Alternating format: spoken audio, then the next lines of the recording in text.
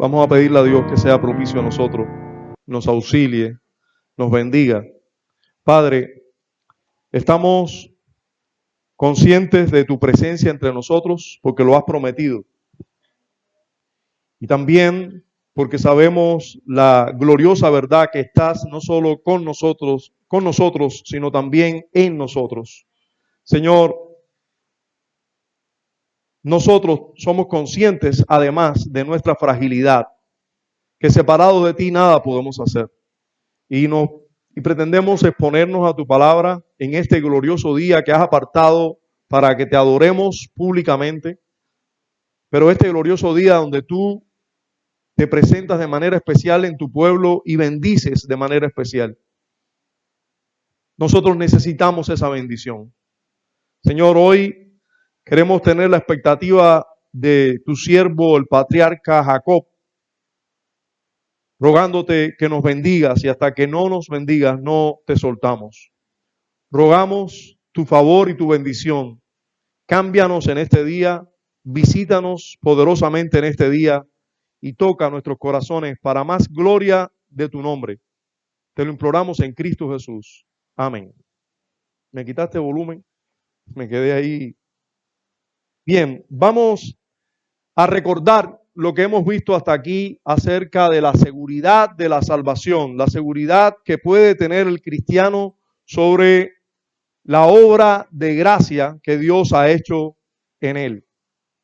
Hemos visto el peligro o engaño de esa posibilidad. O sea, hemos visto que muchos se engañan, ¿verdad? A sí mismos por el mismo engaño de sus corazones, porque el engañoso y perverso es el corazón más que todas las cosas. ¿Quién lo conocerá? Y muchos se pueden engañar y esa seguridad falsa que tienen algunas personas que se creen cristianos los hace, a muchos ser condenados. Muchos en aquel día muchos dirán, Señor, Señor, no hicimos esto y aquello y lo otro en tu nombre. Y se les dirá, apartados de mí, hacedores de maldad, nunca os conocí. Vimos que pueden ser engañados por sus acciones también, no solo por el corazón engañoso, sino también por sus acciones, como vienen a la iglesia, están junto con creyentes, algunos leen la Biblia y hacen algunas buenas acciones, como por ejemplo en ese mismo pasaje, no hicimos esto y lo otro en tu nombre. Bueno, las acciones pueden engañar también. Y también algunos son engañados por los privilegios. Eso lo vimos en el primer párrafo, ¿recuerdan? En el primer párrafo de nuestra confesión, de este capítulo, en el primer párrafo del capítulo de estudiando sobre la seguridad de la gracia y la salvación. Ahora, algunos son engañados también porque tienen privilegios, ¿verdad? Privilegios espirituales, como por ejemplo, ¿quién pudiéramos citar aquí que tiene privilegios espirituales? Todos nosotros. Maribel, ahorita les voy a dar saludos de ella de manera oficial, está en Grecia. En Grecia no hay una iglesia, para encontrar en todo Grecia una iglesia evangélica nada más, es muy difícil. Y es curioso porque por ahí comenzó el evangelio. Y para encontrar una iglesia evangélica en todo Grecia es muy difícil. Hay muchas iglesias ortodoxas griegas, muchas ortodoxas griegas. Prácticamente Grecia, hay personas, por supuesto, que no creen en nada, pero la mayoría de las personas dicen creer en Dios y visitan una iglesia ortodoxa griega, si no los visitan todos los domingos, visitan algún día festivo. Pero no hay iglesias evangélicas. Y cuando te encuentras una iglesia evangélica, tristemente no son iglesias sanas. Así que desde que Maribel se fue, no ha podido congregarse en una verdadera iglesia. No tiene el privilegio que tenemos nosotros. Estos son privilegios espirituales que gozamos nosotros, que debemos valorar, pero que también nos pueden confundir. Podemos decir, si yo voy a la iglesia bíblica, reformada, histórica, que está en el reparto Fran País, ¿y qué? Eso no te hace cristiano. Es un privilegio espiritual que compartimos todos los que estamos aquí, pero esto no nos hace cristianos. Y es bueno que tengamos eso en mente siempre. Ahora, También vimos en ese primer párrafo que la posibilidad de estar seguros de la salvación es un hecho. O sea, también es posible estar seguro de la salvación. Y vimos ya más específicamente en el párrafo 2 de ese capítulo 18 que la seguridad es infalible.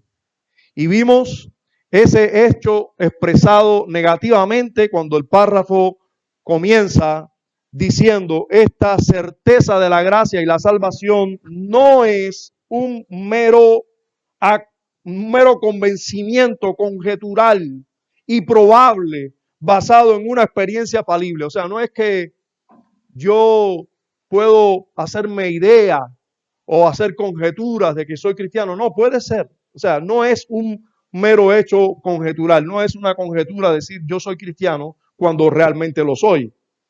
No estoy exagerando ni haciendo ninguna afirmación fuera de lo normal. Fíjense cómo dicen los autores de la confesión, después lo expresan positivamente. Dicen, sino una seguridad infalible de fe basada ¿en qué? ¿En qué se basa? ¿Cuáles son las raíces de la seguridad de la salvación? Y ahora respóndamelo usted. La sangre, está bien que lo hagan a coro, está bien esto para la escuela dominical de niños, pero para adultos deben levantar la mano.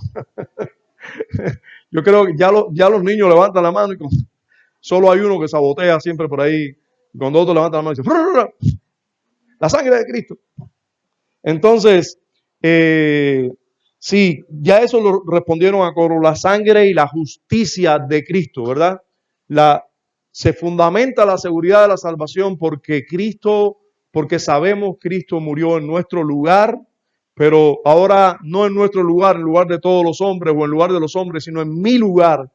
Hay personas que confían plenamente que Cristo murió en su lugar.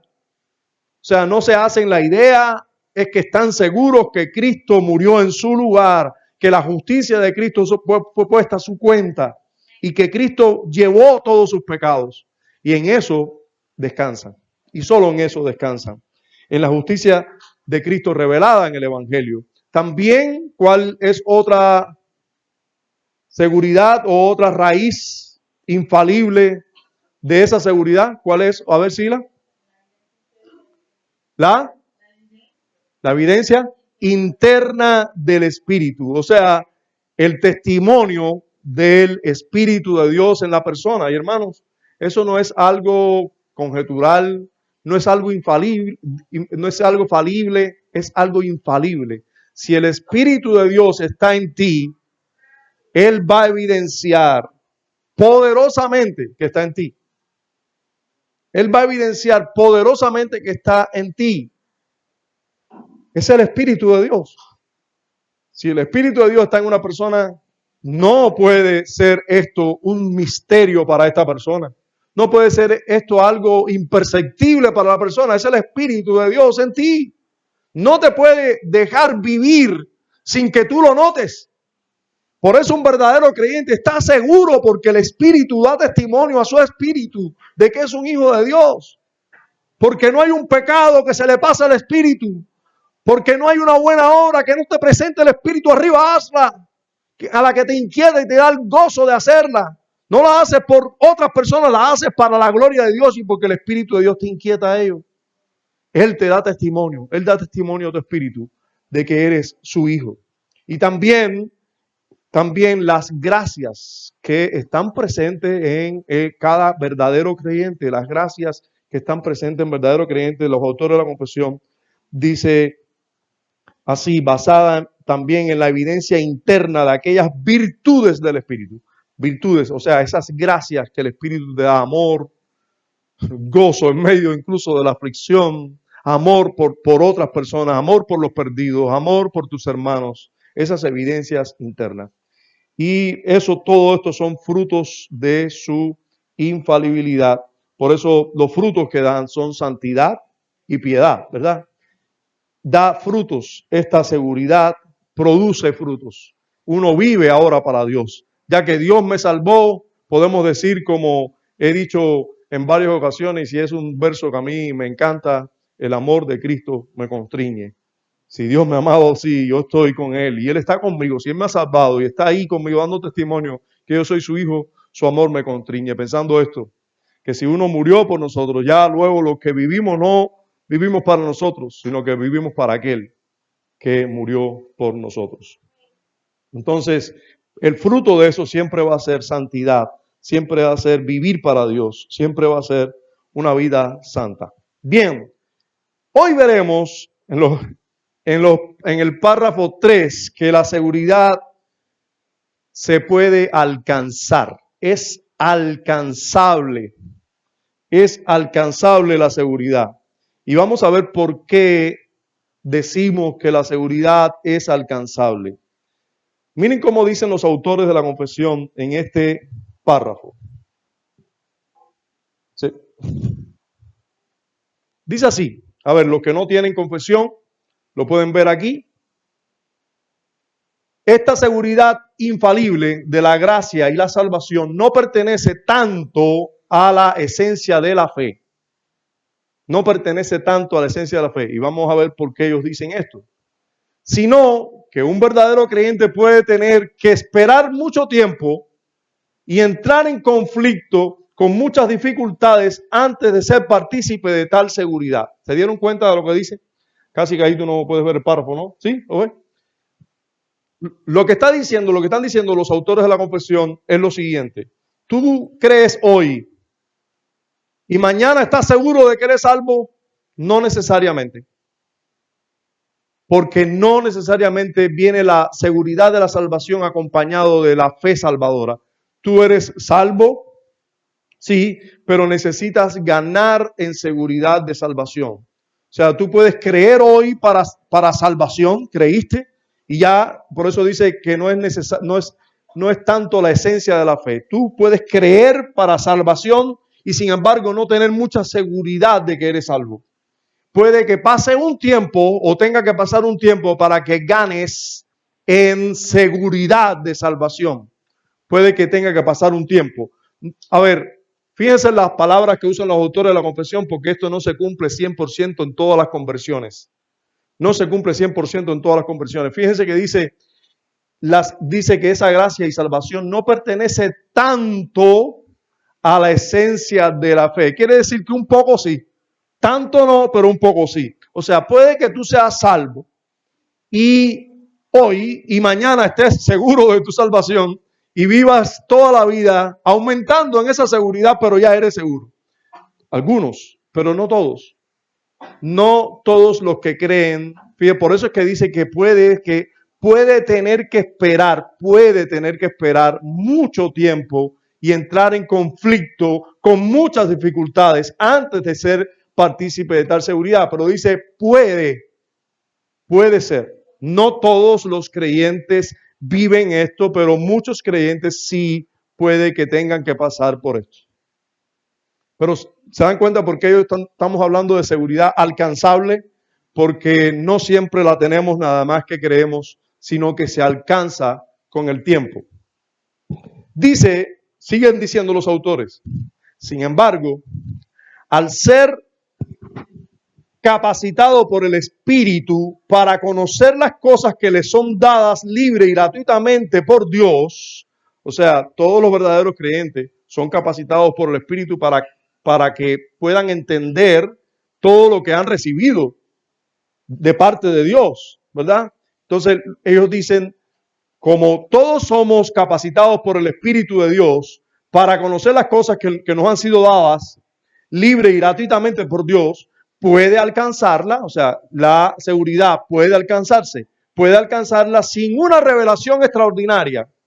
Y aquí es importante hacer este señalamiento porque algunos de los que estamos aquí sentados procedemos del mundo carismático, donde constantemente se está incentivando tener revelaciones, y entonces hay personas que han tenido la revelación de que son cristianos. Y miren, los autores de la confesión están diciendo, no hace falta una revelación extraordinaria, no hace falta que Dios te diga, tú eres salvo, te lleva un monte en un sueño o en una experiencia espiritual que tú hayas tenido, te lleve a las alturas y decirte, mira, tú eres salvo y Cristo murió por ti. No, hermano, la naturaleza de la fe no depende de revelaciones extraordinarias, depende de que tú creas por medio de la fe, y la fe viene por el oír la palabra de Dios. Y aunque esto es un hecho glorioso y poderoso, la salvación es un hecho espiritual que puede pasar de manera natural sin tú tener revelaciones extraordinarias.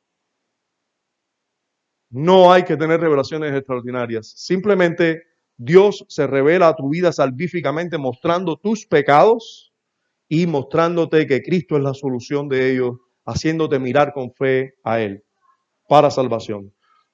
Y la persona que es salvada cree lo que dice la Escritura y eso es suficiente. O sea, no hace falta que yo entre en un trance y Cristo me diga tus pecados son perdonados y que yo vea a Cristo ahí vestido de blanco como algunos lo han visto y que Él te diga audiblemente tus pecados te son perdonados. No, cuando usted lee Primera de Juan y dice que si alguno cometiere pecado tenemos un abogado para con Dios, al Padre, al Hijo, y dice que Él es fiel y justo para perdonar nuestros pecados y limpiarnos de toda maldad. ¿Tú crees eso? ¿Tú lo crees? Y tú dices, Él me limpió, Él me salvó, yo confieso mis pecados y Él me perdona y me limpia. Y no necesito una revelación extraordinaria para eso. Ya, entonces no se necesita una revelación extraordinaria para tener seguridad de gracia y salvación. Tú te puedes encontrar incluso personas que dicen haber tenido revelación extraordinaria y cuando ves sus frutos te das cuenta que no son cristianos. No, porque yo sí soy, porque yo sí tuve una revelación que Dios me salvó. Tú puedes ver tus frutos. Por sus frutos, por sus frutos los conoceréis, dice la Escritura. Por sus frutos los conoceréis. No por tener revelaciones extraordinarias. Entonces, no es necesaria una revelación extraordinaria para alcanzar seguridad de gracia y salvación. Pastor, ¿cómo yo puedo estar seguro de que soy salvo? No hace falta una revelación extraordinaria. No hace falta una revelación extraordinaria. La seguridad de la gracia y salvación se va a alcanzar. El Espíritu de Dios va a mostrártelo. Tú en tu vida de creyente vas a darte cuenta de que eres salvo. Dios se va a encargar de eso. Fíjense cómo dice, con el uso correcto de los medios. Uso correcto de los medios que Dios ha puesto a tu alcance. La palabra, su espíritu, la oración, orando, teniendo comunión, adorando a Dios personalmente, familiarmente, públicamente. El uso de los medios que Dios nos ha concedido. Por lo cual, ahora miren, hay un deber para los verdaderos creyentes. Es deber de cada uno ser tanto más diligente para hacer firme su llamado y elección. Fíjense cómo la seguridad de salvación puede ganar en firmeza. Puede hacerse firme ese llamado y esa elección de Dios. Puede hacerse firme para ti. ¿Y cómo puede hacerse firme? Cuando tú te ocupas correctamente en los deberes del evangelio, los deberes de un creyente. Y cuando usted se va ocupando en los deberes, entonces usted va ganando seguridad de salvación. Usted va ganando.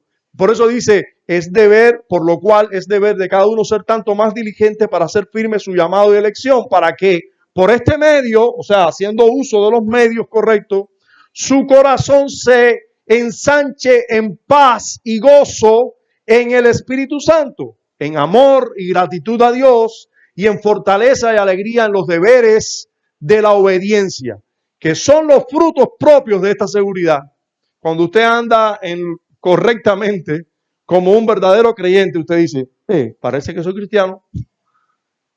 Estoy andando haciendo la voluntad de Dios, resulta que parece que soy cristiano. Eso es normal que ocurra, natural. Dice, así de lejos está esta seguridad. Miren este último planteamiento porque es tremendo. Dice, así de lejos está esta seguridad de inclinar a los hombres al libertinaje. Acusación que hacen los arminianos. No, si usted predica de seguridad de salvación y un creyente está seguro de la salvación, mira, se va a tirar para el mundo y va a empezar a pecar. No, para nada. Para nada, la seguridad de salvación nos hace cada vez más santos. Está bien lejos bien lejos de ser algo que conduzca al libertinaje, antes bien conduce a la piedad. Bien, eso es lo que declaran. Miren, esta es la declaración cristiana sobre la seguridad de la gracia y la salvación, o de que la salvación se puede alcanzar. Sí, hermanos. Sí, amigos y hermanos que nos visitan recientemente. Esta es la declaración del cristianismo histórico sobre la seguridad de la gracia y salvación en relación a que se puede alcanzar. Lo que usted, ¿cuántas veces nos hemos encontrado, incluso con verdaderos creyentes sinceros, que usted le dice, le hace una declaración doctrinal, bíblica, histórica, una declaración que han hecho los cristianos, como esta, y que está resumida en los documentos cristianos, y usted se la hace a un hermano que lleva 40 años en la iglesia de nuestra ciudad. Lleva 40 años congregándose. Y usted le dice, mira, el cristiano puede estar seguro de su salvación y esa seguridad lo va a conducir a ser más piadoso. Va a decir, ¿de qué tú me estás diciendo, muchacho? ¿De qué tú me estás hablando? No, hay que dudar de la salvación hasta el último día. Esto es lo que me han predicado por 40 años desde ese púlpito. Podemos decirle con toda seguridad, te han estado engañando, predicando un evangelio falso por 40 años. Porque la declaración de los cristianos en la historia del cristianismo, la declaración de los cristianos en el siglo XVII, si usted estudia un poco qué ha sido de la iglesia, cuando más luz hubo del evangelio en toda la historia de la humanidad, se puede decir, después por supuesto del primer siglo donde la luz vino a este mundo, ¿no? Después de ese primer siglo donde la luz vino a este mundo y los apóstoles fueron los que irradiaron también, llevaron esa luz a todos los lugares, después de ese tiempo, la iglesia poquito a poco, quizás pudo tener un tiempo de crecimiento, pero empezaron a comenzar a introducirse falsas doctrinas. De hecho, los apóstoles lo anunciaron, que después de su partida iban a venir falsos maestros. Ellos lo anunciaron. Ellos anunciaron que iba a venir un tiempo de oscuridad, que iba a venir tiempo de persecución. ¿Está pasando trabajo conmigo? Disculpe.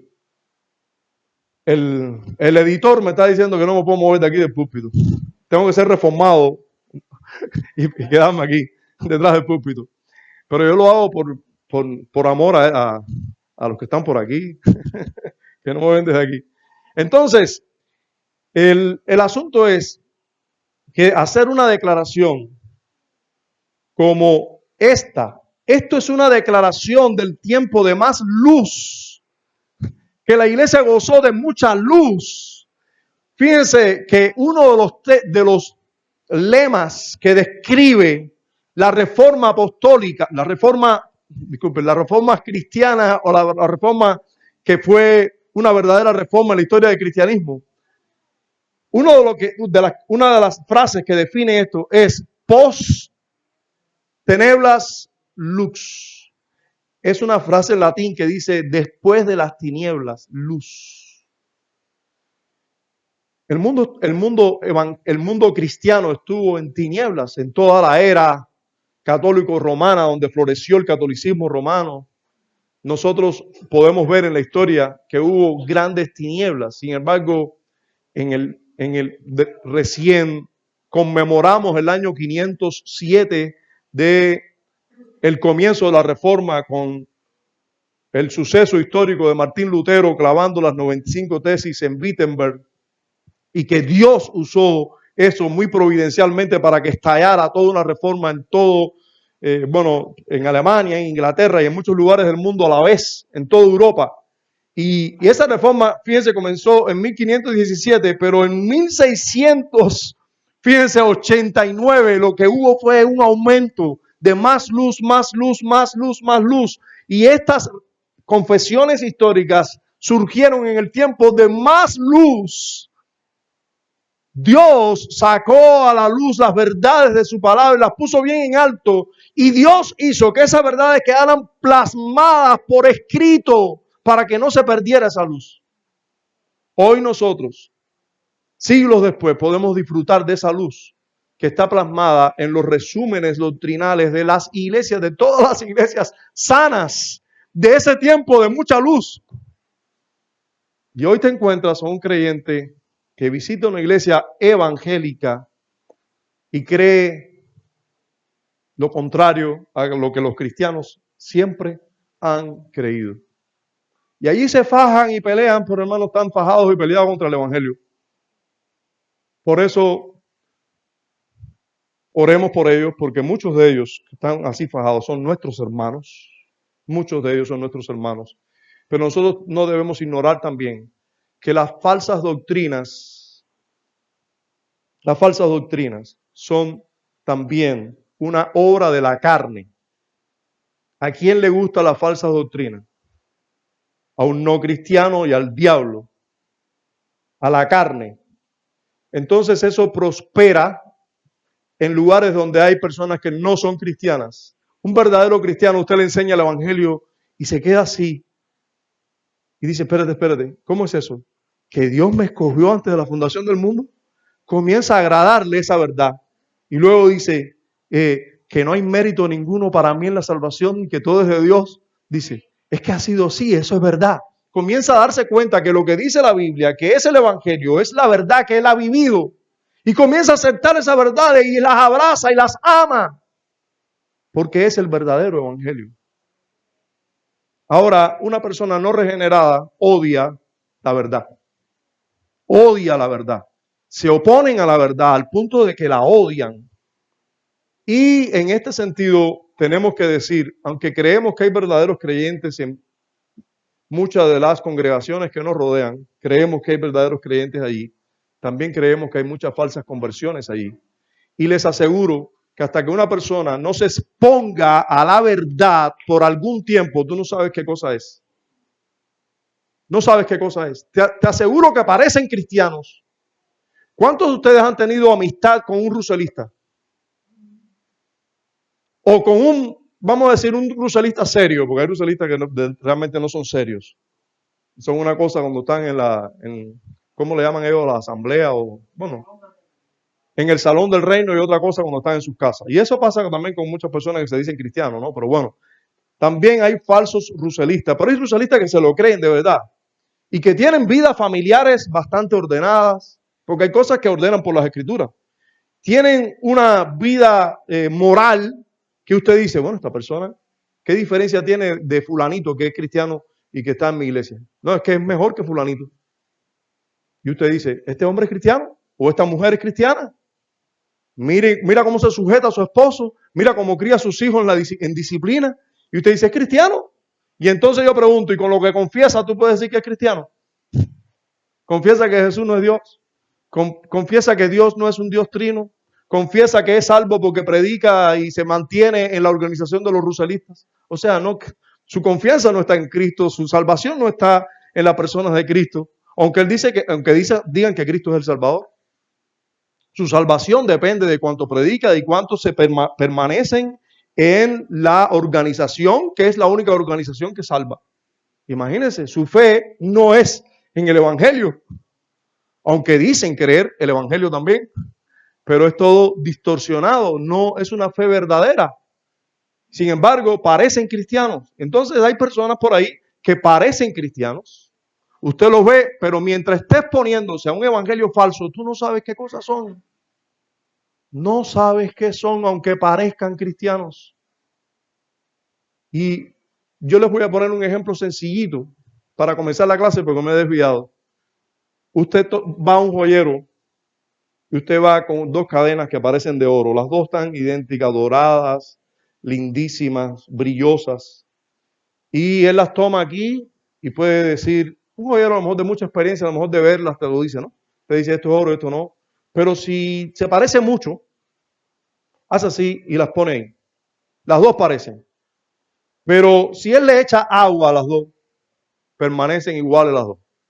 Él le echa agua con sal, permanecen iguales las dos. Pero cuando le echa cierto químico, cierto ácido, entonces se revela cuál es oro y cuál no. De la misma manera, usted está sentado aquí y se te predica cualquier cosa que no sea el evangelio, no se revela lo que tú eres. ¿Te gusta? Y tú sí, sí. Hay que creer en Jesús, Jesús es el puente, pero yo soy el bárbaro. 99.9% depende de Dios, pero el 0.1% depende de mí. Por lo tanto, yo me tengo que esforzar hasta el último día. Si en el último día, en el último segundo yo peco, me quedo. ¿De quién depende la salvación? De mí. La salvación no es de Jehová. La salvación es de René o tuya. Eso le gusta a la carne, ganarse la salvación y que los méritos, en este caso, que no, toda la gloria es para Dios, aleluya, pero saben que hay gloria para ellos también.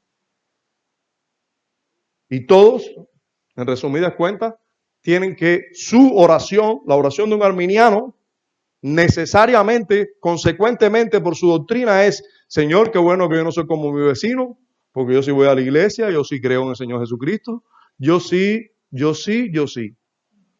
Allá mi vecino está embarcado. Porque depende de tu elección, de tu decisión y de tu perseverancia y de todo eres tú. Eso le gusta a la carne, ganarse la salvación. Todas las religiones del mundo son así. Tú te ganas la salvación por tus méritos. Todas, excepto el verdadero y único evangelio. La salvación es de Jehová. La salvación es de Jehová. Y cuando la salvación es de Jehová, cuando tú estás seguro de que Dios te salvó, eso te conduce a ser más piadoso, no a descuidar tu salvación, no a descuidar la piedad, sino a ocuparte en ella. Bien, vamos a ver esto. Vamos a ver la declaración cristiana a la luz de las Escrituras. Vamos a ver si es una declaración cristiana de verdad o no. Vamos a ver si es bíblica o no. Lo primero que dicen los autores de la confesión es que a veces hay dificultad para estar seguro. Eso básicamente es lo que dicen. Lo dicen en estas palabras: esta seguridad infalible de la gracia y la salvación no pertenece tanto a la esencia de la fe, sino que un verdadero creyente puede tener que esperar mucho tiempo y entrar en conflicto con muchas dificultades antes de ser partícipe de tal seguridad. O sea, puede que ocurra esto. Ahora, la Escritura enseña esto, que la seguridad de la salvación no pertenece a la esencia de la fe necesariamente. ¿Y dónde lo enseña? Bueno, en uno de los textos que lo enseña es en 1 Juan 5:13, que hemos visto y que vamos a seguir viendo también. ¿Qué dice 1 Juan 5:13? ¿Alguien lo puede leer en voz alta?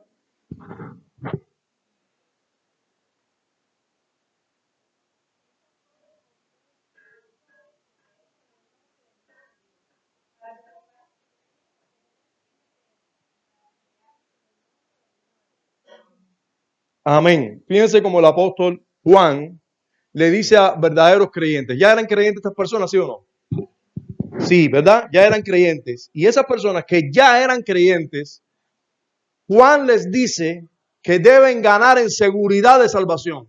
¿No les está diciendo eso? Es exactamente lo que le está diciendo. Le está diciendo: mira, estas cosas yo les escribo a vosotros, que ya creen en el nombre del Hijo de Dios, para que sepáis que tenéis vida eterna. Es como si Aniubi haya creído hoy. Ella creyó hoy. Y yo le lea la carta de 1 de Juan. Aniubi, ya viste todo lo que dice 1 de Juan. Todas estas cosas te las digo para que sepas, tú que crees en Jesucristo, para que sepas que tienes vida eterna. No es que vas a tener vida eterna, es que ya tienes vida eterna. Y te las digo para que tú sepas que tienes vida eterna ya. O sea, para que ganes en seguridad de salvación. O sea, si yo te digo esto, si el apóstol Juan hizo eso, es porque las personas no estaban seguras de la salvación aún cuando ya eran salvos. Les está diciendo: ¿tú crees ya? Sí, muy bien. Debes estar seguro de que eres salvo. Y por cierto, ¿están pensando ustedes ya que por qué esa era la inquietud del apóstol Juan? ¿Por qué el apóstol Juan quería que todos los cristianos estuvieran seguros de que eran salvos y ya tenían vida eterna? Ya tenían vida eterna. ¿Para qué? Juan, no les diga eso, porque si ganan en seguridad, después pueden descuidar sus vidas de piedad. No. Juan, que sí tiene una correcta doctrina y que era un apóstol de Jesucristo, creía que los creyentes debían estar seguros de su salvación. Y por eso les digo, para que sepáis que tenéis vida eterna y para que creáis en el nombre del Hijo de Dios. O sea, ustedes creen, deben saber que tienen vida eterna y seguir creyendo. Y seguir creyendo. Entonces, hay dificultad a veces en algunas personas, algunos creyentes, para tener seguridad de salvación. Porque si Juan les aconseja esto, es porque ellos no estaban seguros de su salvación.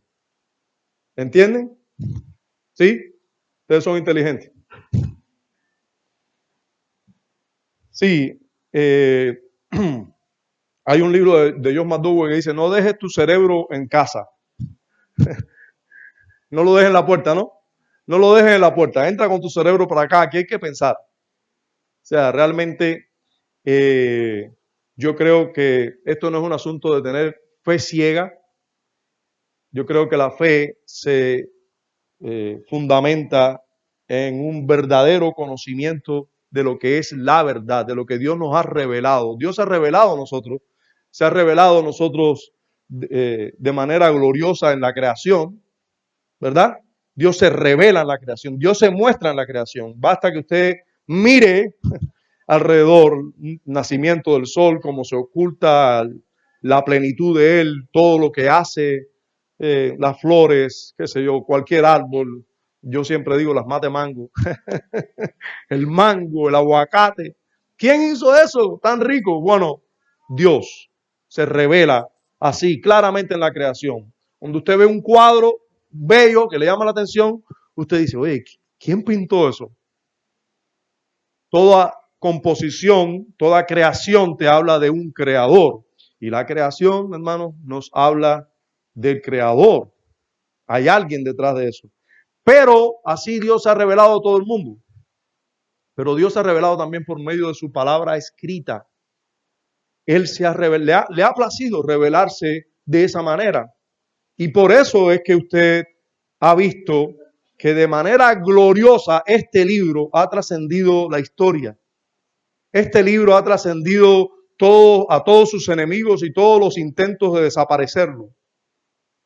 Sí, este libro ha sufrido ataques de todo tipo de enemigos. Han querido destruirlo de muchas maneras. Sin embargo, los tenemos en todos los idiomas prácticamente del mundo. Hay dialectos realmente y de ciertas tribus intrincadas en que no está la Biblia en sus idiomas, pero hay esfuerzos, ya hay al menos el Evangelio de Juan o un Evangelio en casi todos los dialectos. Entonces, porque aunque usted no lo crea, hay muchísimos dialectos en el mundo, idiomas y dialectos en el mundo, pero la Biblia se ha traducido en prácticamente todos. En todo lo que usted conoce, usted puede estar seguro que hay Biblia. Pero además de eso, en todos los países, hermanos, por mucha oposición que haya a la Escritura, encontramos Biblias. Dios se ha encargado de eso. Dios se ha encargado de eso. Es una empresa divina. Por eso ha prevalecido. Por eso ha prevalecido. Aquí tenemos una Biblia revelándonos quién es Dios. Y si Dios ha revelado así, por medio de un libro, pues nosotros tenemos que conocer el libro y entender el libro. Realmente no es voy a leer el libro y cuando yo lea mágicamente ya eso me hizo bien espiritual. No, no. Usted debe exponerse al libro, saber qué usted está leyendo y cuando usted entienda lo que usted está leyendo correctamente, entonces eso le va a ser de provecho a usted para usted entender mejor a Dios. Como por ejemplo, vamos a seguir usando este texto base. ¿Quién es? Usted tiene que hacerse esta pregunta cada vez que usted va a leer la Biblia, porque de lo contrario no va a recibir ningún provecho. Dios no se le va a revelar a su vida si usted no lo entiende. ¿Quién escribió esa porción que está ahí? ¿Quién lo escribió? Dios es el primer autor, ¿verdad? Sí, pero el autor humano que Dios usó, ¿quién fue? El apóstol Juan. ¿Qué edad tenía Juan? No sabemos, pero más de 90 años, lo más seguro. Porque lo escribió siendo un anciano ya. Este es uno de los últimos libros incluidos en el canon de la Escritura, pero además es uno de las últimas cartas, de los últimos escritos bíblicos. Y Juan escribe esto ya siendo muy anciano, ya todos los apóstoles habían muerto, el único que quedaba vivo era él. Y él escribe esa carta a iglesias, a verdaderos creyentes, pero a iglesias que ya habían pasado por muchos tormentos y problemas. Y una de las cosas que pasaba dentro de las iglesias es que habían personas que no eran cristianas. Habían personas que no eran cristianas. Y Pablo les escribe para que algunos se dieran cuenta que no eran cristianos y otros se dieran cuenta que sí eran cristianos. Entonces Pablo escribe esta carta. Qué bueno que ustedes saben que es Juan. Juan escribe esta carta. Juan escribe esta carta. El apóstol Juan escribe esta carta entendiendo que habían personas que no eran creyentes dentro de la iglesia y personas que sí. Pero los que sí eran creyentes, ellos debían entender que eran creyentes, que ya eran salvos. Y cuando él les escribe así, estas cosas os escribo a vosotros. Fíjense que este es, ¿qué capítulo? El 5. ¿Cuántos capítulos tiene esa carta? 5. Quiere decir que ahí está terminando la carta, ¿no? Quiere decir que estas cosas que os he escrito, ¿a qué se refiere? A todo lo anterior, ¿verdad? Está refiriéndose a todo lo que les ha dicho hasta ahí. Y ya casi concluyendo le dice, estas cosas os escribo a vosotros. ¿Y quién es ese vosotros? Los cristianos de esas iglesias, ¿verdad? Y después aclara quiénes son vosotros. A vosotros que creéis en el nombre del Hijo de Dios. O sea, los que verdaderamente creen en el Hijo de Dios. Porque si hay alguien que verdaderamente no cree en el Hijo de Dios, y es importante que sepamos, creer en el Hijo de Dios no es creer como Jan Oreste. ¿Tú crees en el Hijo de Dios, Jan Oreste? Sí, tú sí crees en el Hijo de Dios, ¿sí o no? ¿Tú crees que Jesús existió? Sí. ¿Y tú crees que Él es el Salvador del ser humano? Sí. No tengas temor de decirme la verdad. Yo sé que tú sabes que yo sé que no. Yo sé que tú sabes que no eres cristiano. Pero a lo que me refiero es, sí, hay cosas que tú sí crees, pero el creer de Jan Oreste no es el creer del que se habla aquí.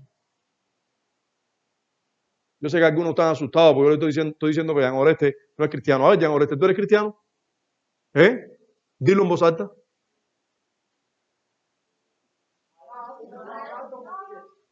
No eres cristiano. ¿Por qué no eres cristiano?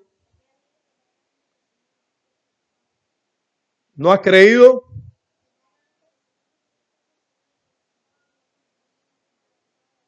Ajá. Entonces tú te has arrepentido de los pecados. No te escucho. No te has arrepentido de tus pecados. Por eso no es cristiano. Porque no se ha arrepentido de sus pecados, no cree que Jesucristo ha muerto por sus pecados en la cruz del Calvario. No ha sido por sus pecados. Él cree que Jesús es Dios. Él cree que está allí, o sea, que descendió del cielo. Él cree en muchas cosas. Pero esa creencia no es salvífica. Pero a los que Juan se está refiriendo aquí, sí. Ellos creyeron que Jesús es el Hijo de Dios, que Jesús es Dios encarnado, que Jesús es el único que llevó sus pecados en la cruz. Es lo que está queriendo decir Juan aquí. Y luego les dice, ustedes que creen eso, es bueno que sepan que tienen vida eterna. Que sepan que tienen vida eterna. Entonces, usted cuando analiza esto dice, bueno, esto Juan se lo está diciendo a los cristianos del primer siglo que no estaban seguros de su salvación, porque cuando él les dice eso, indudablemente les está diciendo que hay que ganar seguridad en salvación porque ellos no estaban seguros. Les dice, para que sepáis que tenéis vida eterna. Entonces, usted puede interiorizar y pensar y decir, entonces, no todos los cristianos están seguros de su salvación. Necesitamos ganar en seguridad de salvación. Necesitamos saber algunas cosas para saber que tenemos vida eterna. ¿Entienden? Así se interpretan las escrituras, más o menos. Entonces, ya vimos aquí que no todos gozan de esa seguridad, o sea, no es creer y ya tiene seguridad, porque hay algunos que no la tienen y que necesitan saber para ganar en seguridad y salvación. Pero también tenemos que saber que sí se puede alcanzar, o sea, la provisión para alcanzar la seguridad. Dios nos provee de algo para que nosotros ganemos en seguridad. Eso es lo que dicen los autores de la confesión cuando dice, sin embargo, al ser capacitados por el Espíritu para conocer las cosas para conocer las cosas que les son dadas libre y gratuitamente por Dios, pueden alcanzar esa seguridad de salvación sin una revelación extraordinaria con el uso correcto de los medios. Entonces, vamos a ver qué hace el Espíritu Santo para conocer las cosas que hemos recibido de Dios.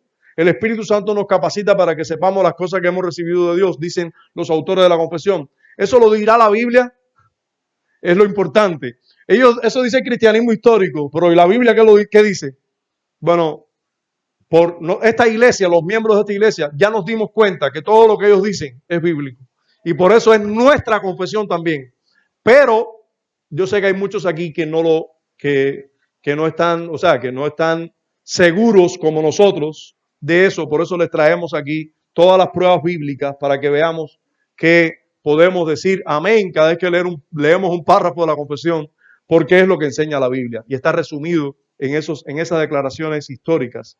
En 1 Corintios, como por ejemplo dice capítulo 2, versículo 12, dice: nosotros no hemos recibido el espíritu del mundo, sino el espíritu que proviene de Dios, para que sepamos lo que Dios nos ha concedido. O sea, si tenemos el espíritu de Dios, vamos a saber lo que Dios nos ha concedido. El espíritu del mundo no sabe nada. Diga. Que no me eche para allá. Ya sé, todo lo que tú me digas que no me mueva para allá. Ya. Todas las señas que tú me hagas que yo no me debo mover para allá. Bien, sí. Fíjense que el Espíritu de Dios muestra lo que a nosotros Dios nos ha concedido. El Espíritu de Dios que está en nosotros, un verdadero creyente, va a mostrar lo que Dios nos ha concedido. Y si el Espíritu de Dios nos muestra lo que Dios nos ha concedido, entonces, una vez que esto ocurra, vamos a ganar en seguridad de gracia y salvación. A ver, yo quiero mostrarles prácticamente esto a los cristianos que están presentes. Yo ponía un ejemplo hace uno o dos domingos atrás sobre el caso de entregarme al pecado, cosa que un creyente no puede. No puedo entregarme al pecado. No puedo vivir pecando como vivía antes. No puedo hacerlo. Es un asunto que no puedo. Y eso, ¿quién te lo muestra? El Espíritu de Dios te muestra lo que has recibido del Padre. El Espíritu Santo te muestra que no eres el mismo. Te muestra, te da convicción clara de que hay algo que Dios te ha dado que no pertenecía antes a tu propiedad, porque tú no vivías así antes, tú vivías antes esclavo del pecado. Y ahora resulta que no puedes pecar, no puedes vivir pecando. No está contigo eso. Esa es una de las cosas que provienen de Dios, que el Espíritu te muestra claramente. Una de tantas, ¿no? No hay tiempo para más. Ya casi debemos ir concluyendo y vamos todavía por la mitad. Dice Gálatas capítulo 4, versículos 4 al 7. Pero cuando vino el cumplimiento del tiempo, Dios envió a su Hijo, nacido de mujer y nacido bajo la ley, para que redimiese a los que están bajo la ley, a fin de que recibiésemos la adopción de hijos. ¿Verdad? Y por cuanto sois hijos, Dios envió a nuestros corazones, ¿a quién? Al Espíritu de su Hijo. Si Dios envió al Espíritu de Dios, el cual clama, Abba, Padre. Así que ya no eres esclavo, sino hijo, y si hijo, también heredero de Dios por medio de Cristo. Hermanos, si el Espíritu de Dios, si por el Espíritu de Dios nosotros clamamos Abba, Padre, nosotros tenemos una relación paternal con Dios, nosotros realmente vamos a nuestra oración secreta, allí le decimos, Padre nuestro que estás en los cielos, y lo decimos con una certeza de que es nuestro Padre que está escuchándonos, que nos trata como a hijos, que constantemente nos está tratando como a hijos, teniendo misericordia de nosotros, teniendo paciencia con nosotros, disciplinándonos como a hijos. Indudablemente el Espíritu nos está mostrando que Él es, de que el Padre es nuestro Padre y que podemos llamarle Abba Padre. Esto es algo que está declarado en las Escrituras, que recibimos nosotros, todos los creyentes verdaderos. Somos hijos y Dios envía a nuestros corazones el Espíritu de su Hijo. Y por ese Espíritu es que nosotros clamamos Abba Padre. Es que decimos, no es que hay un Dios Padre, es que ese Dios Padre es mi Padre. Y podemos llamarle Padre con toda confianza. Por eso Jesús dijo, cuando vayan a orar, entra a tu Padre en secreto, entra a tu cuarto en secreto y allí dile a tu Padre, Padre nuestro que estás en los cielos. Y allí clama a Dios diciendo, Padre nuestro, porque Él es tu Padre. Y así clamamos con toda seguridad. Y por lo tanto ya no somos esclavos, somos hijos.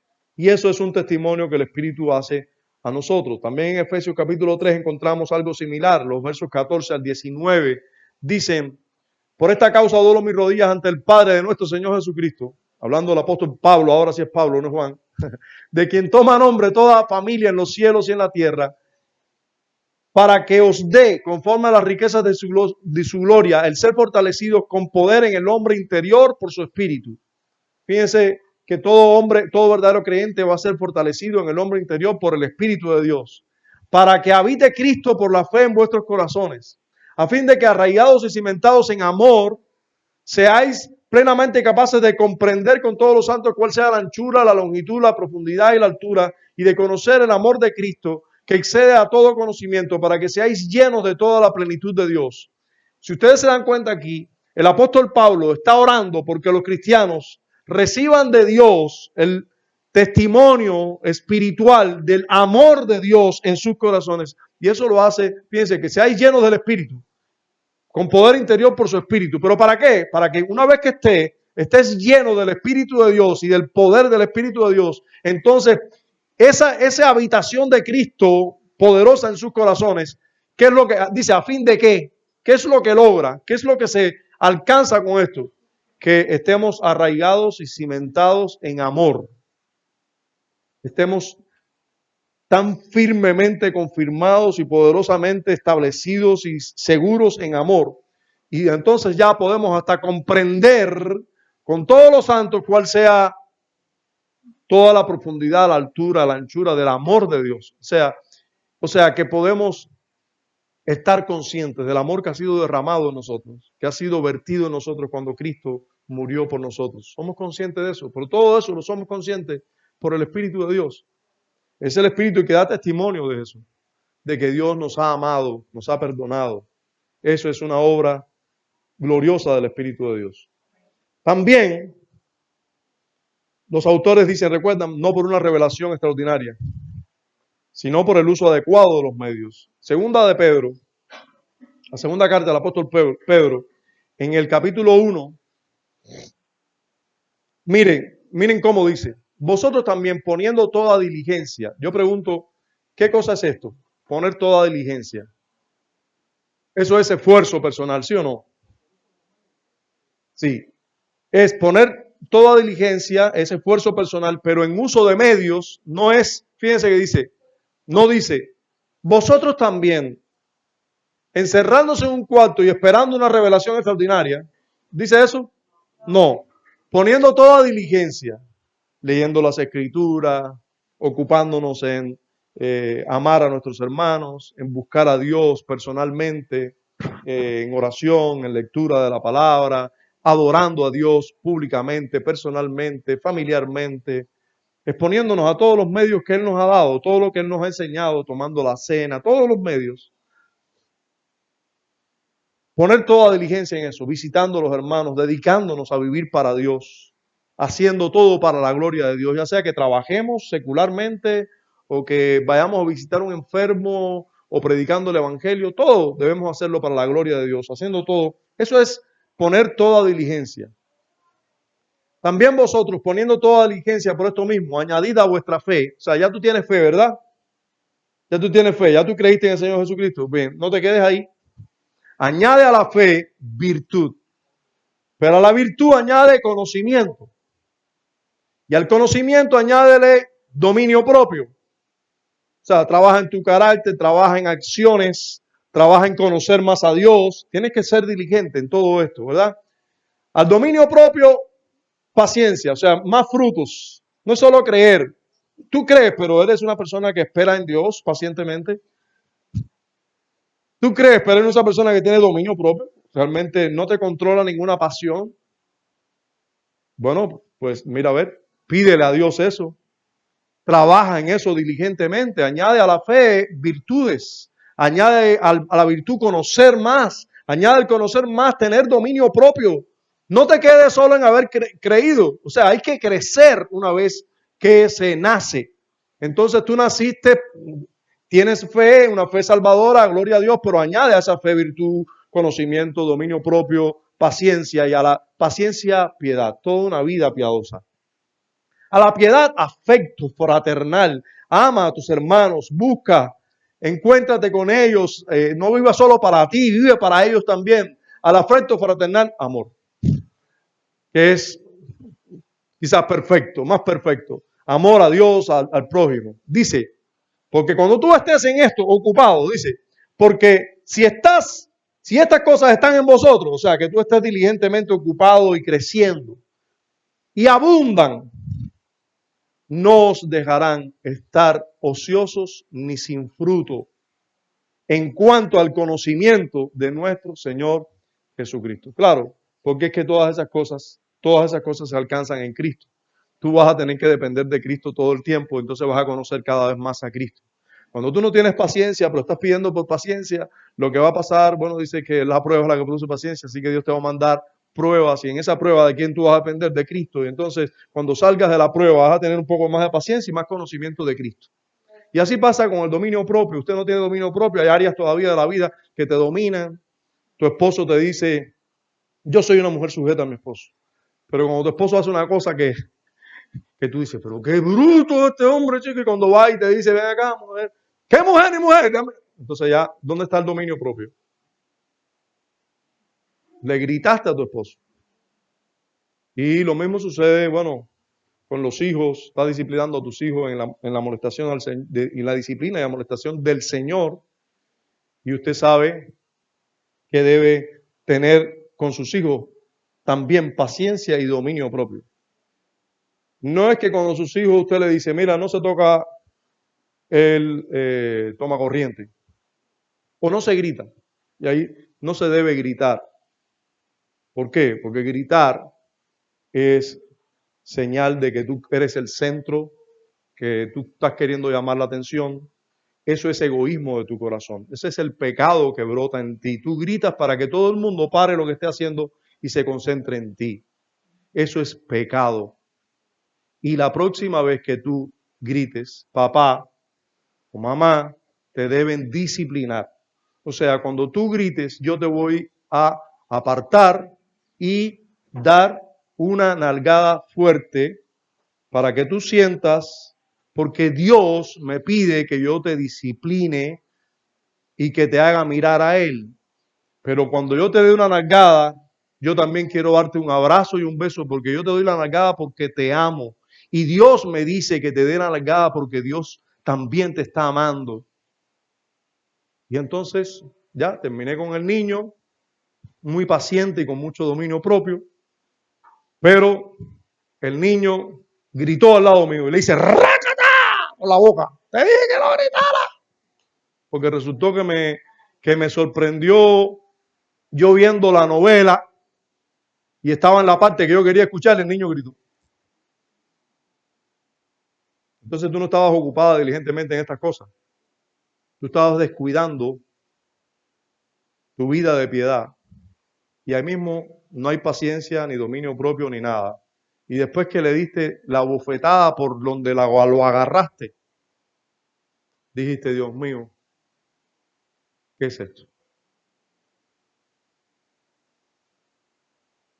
Añade a la fe virtud, a la virtud conocimiento, al conocimiento dominio propio. Pero cuando tú dijiste, Dios mío, ¿qué es esto?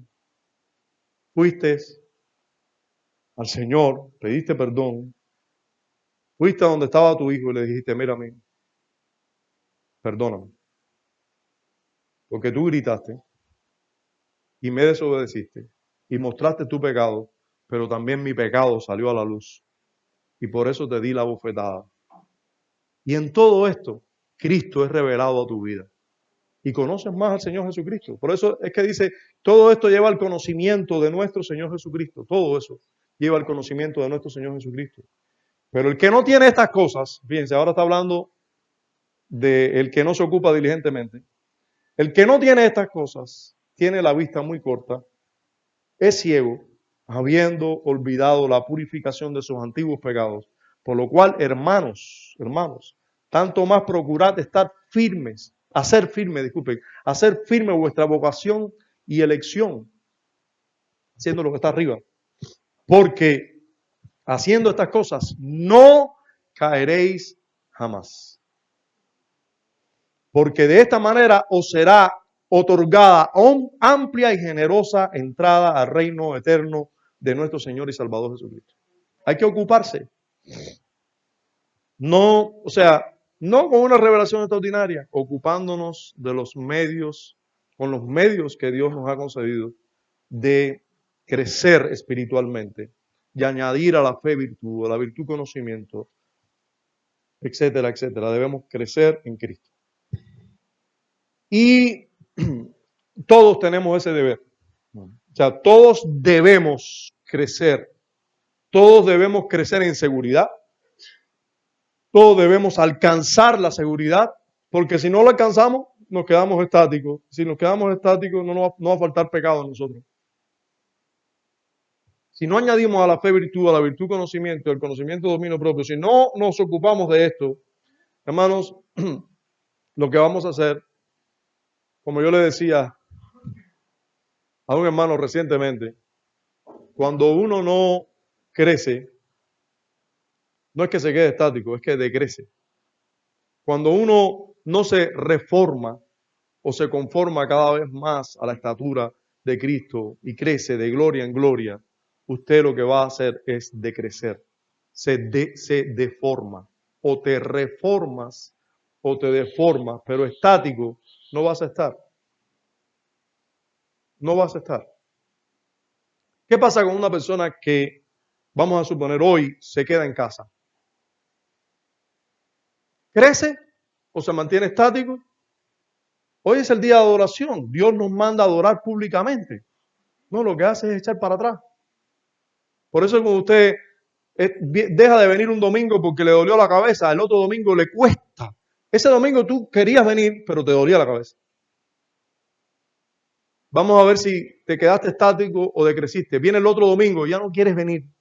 Y ya no te duele la cabeza. Oye, pero el pan a qué hora vendrá. Y la leche, no la perderé. Como están las cosas. Ya tienes justificación para dejarle de venir a la iglesia.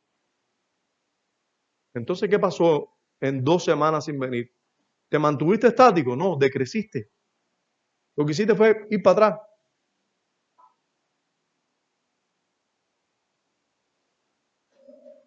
Debemos crecer. Debemos todos crecer. Hay un deber para todo cristiano y es alcanzar la seguridad. Por eso los autores de la confesión lo dicen de esta manera, pero vamos a ver en la Biblia. Dice, por lo cual es deber de cada uno ser tanto más diligente para hacer firme su llamado y elección. O sea, es deber de cada uno. Todos tenemos que hacerlo. Para que por este medio su corazón se ensanche en paz y gozo en el Espíritu Santo, en amor y gratitud a Dios y en fortaleza y alegría en los deberes de la obediencia, que son los frutos propios de esa seguridad. O sea, el deber y la obediencia son los frutos propios de esa seguridad. Y eso es exactamente lo que vimos que nos dijo el apóstol Pedro. El apóstol Pedro nos dijo, por lo cual, hermanos, tanto más procurad hacer firme vuestra vocación y elección. ¿Qué te está diciendo? Debemos procurar hacer firme nuestra vocación y elección, ocupándonos en estas cosas. Que haciendo estas cosas no queréis jamás. O sea, ahí hay un deber. Si un cristiano no hace esto, ¿qué cosa está haciendo? Desobedeciendo. Está pecando. No se está ocupando como debe en crecer para la gloria de Dios, pero para bien de su alma. Debemos hacer firme nuestra vocación y elección, ocupándonos en añadir a la fe virtud, o sea, en crecer, en ocuparnos en los medios que Dios, obedientemente en lo que Dios nos ha pedido que hagamos día a día. Ahora, eso ellos lo dicen para lograr ¿qué cosa? Que estemos llenos de paz y gozo en el Espíritu, así como en amor y gratitud a Dios por habernos salvado. Si usted está seguro de la salvación, si usted está seguro de la obra de Dios en usted, usted va a vivir agradecido todos los días. Usted puede mirar un apagón de no sé cuántas horas como el que nos dieron ayer, la mayoría de los que aquí estamos, porque yo sé que algunos viven en circuito privilegiado, pero el resto, hermano, los que vivimos en Cuba de verdad, está duro. Pero usted puede mirar a ese mal y decir, pero Dios me ama. Con apagón estoy aquí y el Señor me ha amado. El problema más grande que hay en la vida no son dolores que yo pueda tener de cáncer o falta de electricidad. El dolor más grande y el mal más grande que hay en este mundo es mi pecado, que está todo el tiempo delante de mí. Y el Señor Jesucristo pagó por todos ellos. Me amó. Entonces, yo voy a estar realmente gozoso. Porque el gozo no depende de la electricidad ni de la salud. Yo puedo estar enfermo y estar gozoso en el Señor. No estoy quizás riéndome porque tengo dolores, pero estoy gozoso en el Señor. Yo puedo estar quizás preocupado porque cuando se me va a quitar esto, pero tengo paz en el Señor. En el Señor tengo paz. Y de eso se trata. De cuando uno está seguro de la salvación, seguro de la obra que Dios ha hecho en ti, realmente hay paz y gozo en el Espíritu. En Romanos capítulo 5, versículo 13 dice, y el Dios de esperanza os llene de todo gozo y paz en el creer, para que abundéis en esperanza por el poder del Espíritu Santo. ¿Sí? ¿No está ese? Puse ahí 13 y no es el 13. Ya. Faltó un 1 ahí. Disculpen, sí. No es, sí, porque Romanos 5 no trata de ese tema. Sí, Romanos 15. Romanos 15, 13. Si pueden arreglar eso, si lo puedes arreglar en la diapositiva, ahora no. No, luego lo arreglamos. Entonces, es Romanos 15, versículo 13, dice, y el Dios de esperanza os llene de todo gozo y paz en el creer, para que abundéis en esperanza por el poder del Espíritu Santo. O sea, ese es el deseo de un apóstol para todos nosotros, que el Dios de esperanza os llene de paz y gozo en el creer. En la medida que nosotros vamos creyendo cada vez más, nuestra fe va aumentando, también vamos a ser llenos de paz y gozo en el Espíritu. En primera de Juan, nuevamente, dice el apóstol, en el capítulo 4, versos 16 y 17, pero también el verso 19 dice, y nosotros hemos conocido y creído el amor que Dios tiene para con nosotros. Fíjate, el conocer que Dios tiene amor para con nosotros. Dice, nosotros hemos conocido y creído el amor que Dios tiene para con nosotros. Dios es amor. El que permanece en amor, permanece en Dios y Dios en él. En esto se ha perfeccionado el amor en nosotros, para que tengamos confianza en el día del juicio. Pues como Él es, así somos nosotros en este mundo. Nosotros le amamos a Él porque Él nos amó primero. O sea, tener esa certeza, hermanos, tener la certeza de que Dios te ama, tener esa confianza, esa seguridad de que Dios te ama. ¿Se dan cuenta que el apóstol estaba seguro del amor de Dios?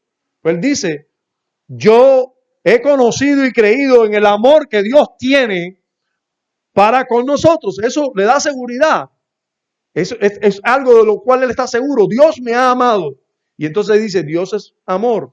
Y el que permanece en amor, permanece en Dios y Dios en él. Dice, y en esto se ha perfeccionado el amor en nosotros para que tengamos confianza en el día del juicio. ¿Cómo no estaremos nosotros confiados cuando sabemos que Dios nos ha amado? Esa confianza es importante, es necesaria. Y nosotros, por supuesto, que la tenemos en la medida que vamos conociendo a Dios y vamos ocupándonos en lo que debemos ocuparnos, que Él nos manda a ocuparnos. Por último, para tener fuerza y alegría mientras damos los frutos de la seguridad, que son la obediencia a los deberes cristianos, porque el fruto de toda esa seguridad es que nosotros vamos a ocuparnos en deberes cristianos de manera correcta. Ahora sí la cita está bien. Ahora otra vez, Romanos 15, 13 otra vez dice, y el Dios de esperanza os llene de todo gozo y paz en el creer.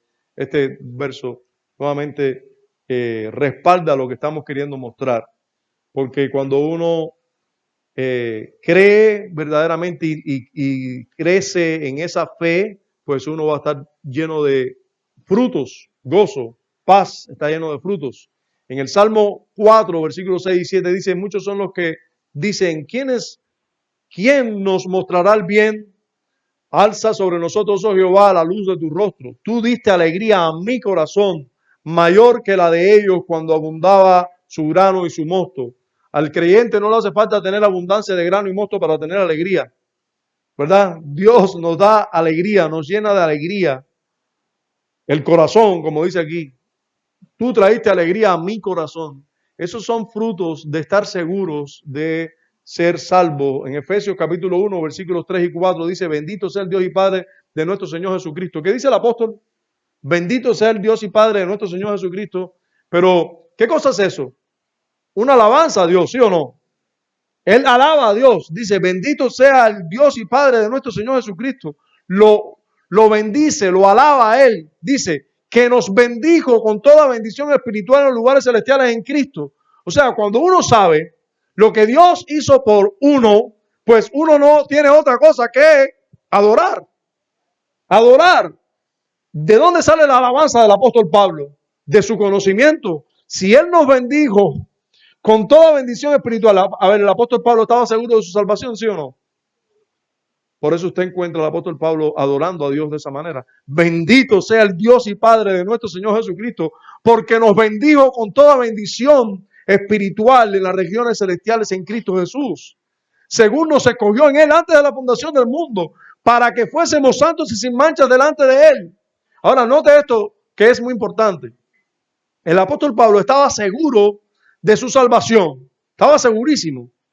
Fíjense si estaba segurísimo que él se sabía escogido antes de la fundación del mundo. Que él había sido escogido en Cristo Jesús. Él estaba seguro de eso. Por eso él dice, bendito sea el Dios y Padre de nuestro Señor Jesucristo. Por eso te encuentras un arminiano todos los días ahí esforzándose por salvarse. Y a un calvinista diciendo, bendito sea el nombre de nuestro Señor Jesucristo. Viene un arminiano, prima acá la piedra. Pero es una realidad. Yo fui arminiano y ahora soy reformado. Yo sé lo que es eso. Yo sé lo que es vivir todos los días esforzándome por salvarme a mí mismo. Y sé lo que es gozar y deleitarme y descansar en la salvación que es de Jehová. Y saber que fui escogido antes de la fundación del mundo en Cristo Jesús para que fuésemos santos y sin mancha. ¿Se dan cuenta cómo la santidad está relacionada a la elección y a la seguridad de salvación? Pablo está diciendo, yo y nosotros vamos a ser santos y sin mancha, porque es que Dios nos escogió para eso. Y yo alabo a Dios porque me escogió para eso. Porque el pecado no es lo bueno ni lo mejor, no, la santidad es lo que es bueno y mejor. Y Dios me escogió para eso. Bendito sea Dios por eso. Entonces, nada de esto, el conocer esa lección, el conocer y estar seguro no me lleva a la impiedad, me lleva a la santidad. Tito, y con esto terminamos, Tito capítulo 2, versículo 11 al 14 dice, porque la gracia de Dios se ha manifestado para salvación a todos los hombres, enseñándonos que renunciando a la impiedad y a los deseos mundanos, eso es lo que nos enseña la gracia. Lo que nos enseña la gracia es esto, no nos enseña otra cosa. Lo que nos enseña a saber que soy salvo por gracia, no mereciendo yo nada. Lo que me enseña, ¿qué cosa es? Que yo renuncie a todas las cosas, que renunciando a la impiedad y a los deseos mundanos, vivamos en este siglo sobria, justa y piadosamente. Eso es lo que enseña la gracia. Aguardando la esperanza bienaventurada y la manifestación gloriosa de nuestro gran Dios y nuestro Salvador, Jesucristo, quien me salvó. Yo no me puedo salvar a mí mismo, Cristo me salvó. Yo espero la manifestación gloriosa de mi Salvador. Él no es el puente que salva el mundo y que se salvan luego las personas que corren por ese puente valientemente hasta el final. No. Él es mi Salvador.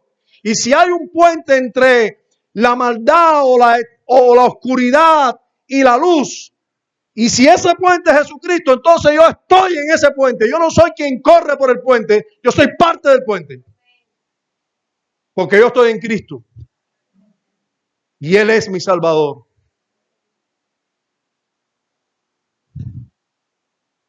Quien se dio a sí mismo por nosotros.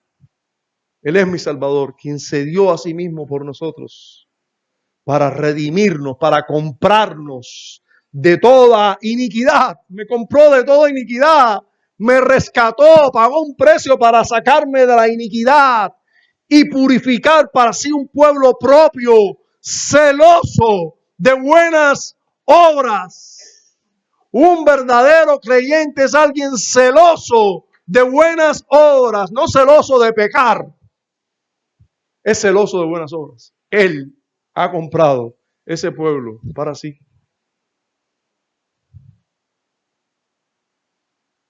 Bendito sea Dios. Dios nos conceda a todos los que verdaderamente creemos en Él, todos los que le amamos de verdad y andamos con limpia conciencia delante de Él, alcanzar y gozar de la seguridad de la gracia y la salvación. Pues esa seguridad produce frutos gloriosos. Frutos gloriosos. Tenemos que concluir además diciendo que el tener seguridad de gracia y salvación constituye un don inigualable y muy útil para el creyente en sus luchas,